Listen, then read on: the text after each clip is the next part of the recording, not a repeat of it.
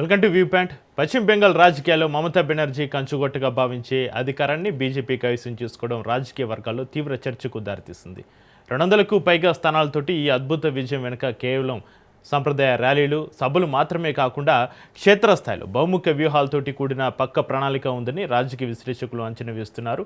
సాంస్కృతిక, క్రీడా కార్యక్రమాల నుంచి సంస్థాగత నిర్మాణం వరకు ప్రతి అంశంలోనూ బీజేపీ ప్రత్యేక శ్రద్ధ చూపినట్లుగా వారు విశ్లేషిస్తున్నారు. ఈ విజయంలో యువతను ఆకట్టుకోవడానికి చేపట్టిన నరేంద్ర కప్ ఫుట్బాల్ టోర్నమెంట్లు కీలక పాత్ర పోషించాయని నిపుణులు చెబుతున్నారు.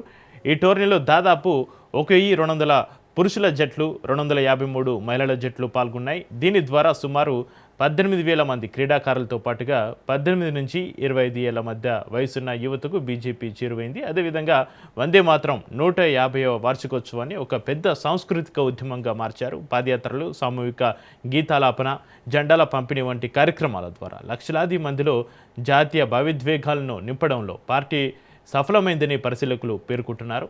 ఇక సంస్థాగత బలం కూడా బీజేపీ గెలుపులో ప్రధాన భూమిక పోషించింది. పరివర్తన యాత్ర పేరిట 9 వేరువేరు యాత్రలు నిర్వహించి 217 అసెంబ్లీ నియోజకవర్గాల్లో 7 లక్షల మందిని భాగస్వాములను చేసింది. ఇక బూత్ స్థాయి కమిటీల ఏర్పాటు ప్రచారానికి నిశ్శబ్ద వెన్నుముకగా నిలిచింది. రాష్ట్ర వ్యాప్తంగా 70,671 బూత్లలో కమిటీలు ఏర్పాటు చేసి 8.7 లక్షల మంది కార్యకర్తలను మోహరించారు. వీరు ఓటర్లను కలవడం, పోలింగ్ రోజున వారిని బూత్లకు తరలించడం వంటి పనులను సమర్థంగా నిర్వహించారు. 2019, 2024 లోక్సభ, 2021 అసెంబ్లీ ఎన్నికల డేటాను విశ్లేషించి 210 ఫోకస్ నియోజకవర్గాలను గుర్తించి అక్కడ ప్రత్యేకంగా దృష్టి సారించడం కూడా ఫలితాన్నిచ్చింది.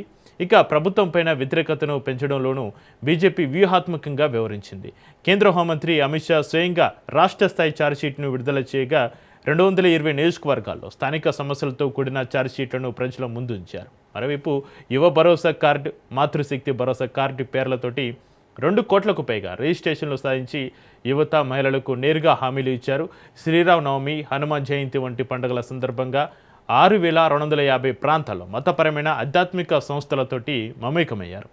ప్రధాని నరేంద్ర మోడీ 19 ర్యాలీలు, అమిత్ షా 40కి పైగా కార్యక్రమాల్లో పాల్గొనడం ద్వారా ప్రచారానికి ఊపు తెచ్చారు. కోల్కతాలోని బ్రిగేడ్ పరేడ్ గ్రౌండ్లో జరిగిన భారీ బహిరంగ సభకు 7.5 లక్షల మంది హాజరు కావడం మానసికంగా ఆధిక్యాన్ని ఇచ్చిందని విశ్లేషకులు అభిప్రాయపడుతున్నారు.